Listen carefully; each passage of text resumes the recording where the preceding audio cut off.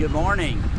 It's a busy day here at First Cumberland. You can probably see behind me the plaster for the pool has finally arrived. It was supposed to have already been put in weeks ago, but there was a plaster shortage along with all the other things that we're having a shortage of. And so although we're late into the summer for when it would normally be open, the pool is now being plastered, and hopefully before too long we will be able to fill it and it'll be full of the sounds of laughing children. You also, maybe I'll see back behind that a couple of water slides. Our day camp is going on full blast as always, and we are so thankful that in spite of the fact that we haven't had a pool, our kids have had a good day camp so far, and they are enjoying day camp, and they are learning a lot in the chapel that I am leading, and it's really been good.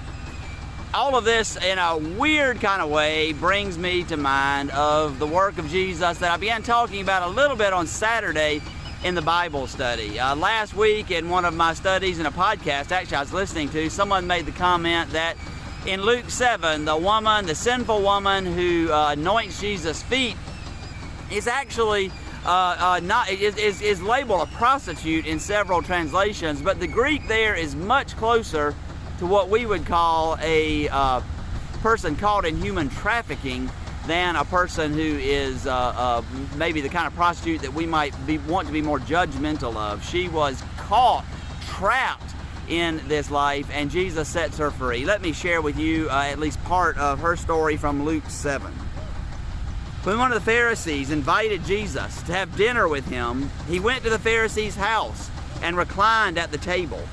A woman in that town who had lived a sinful life learned that Jesus was eating at the Pharisee's house, so she came there with an alabaster jar of perfume.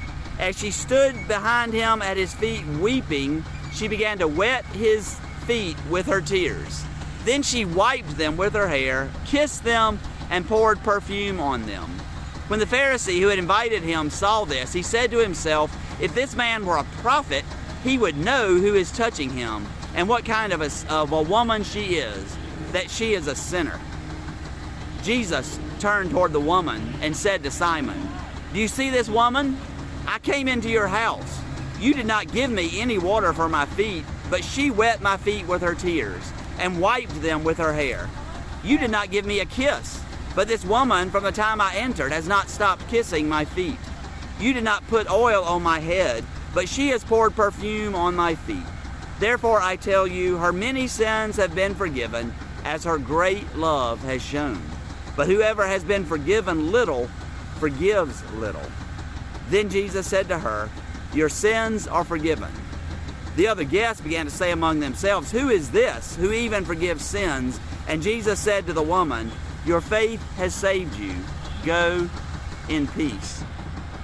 Jesus gets most angry, most frustrated, not at the sinners, the people that we tend to throw a judgmental glare towards. Jesus gets much frustrated at us when we fail to see the ways that we fail to serve Jesus. You have not given me a kiss. You didn't wash my feet. You didn't anoint my head, and yet this woman has done all of those things. Jesus recognizes, as he says, that true love is what brings about forgiveness, love for God. And so on this day, I want you to think about who are the people that you are judgmental towards. And all of us have people that we're judgmental towards. And pray for them. Pray that they would find salvation and healing and forgiveness if that is necessary. But even more so, pray that they would see in you the true Jesus. Not the Jesus that some of us think is there, the judgmental, angry Jesus, but the Jesus who wants to set them free. And then you might even sense Jesus leading you in one way or another to respond in an even more tangible way than prayer. And we can do this, of course, because God is with us.